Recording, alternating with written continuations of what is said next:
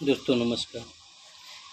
दोस्तों, एक cough syrup दमा व सीने के अन्य प्रकार के कष्टों के निवारण हेतु सभी प्रकार के खांसी से छुटकारा दिलाने के लिए मैं उन औषधियों का एक फार्मूला बताने जा रहा हूँ जो मिलती बड़ा सस्ता है।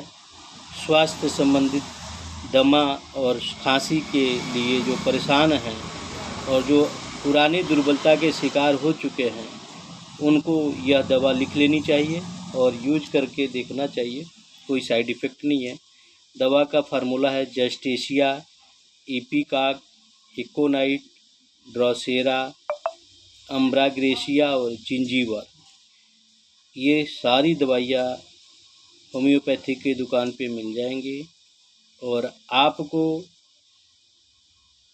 इसको लेके यूज करना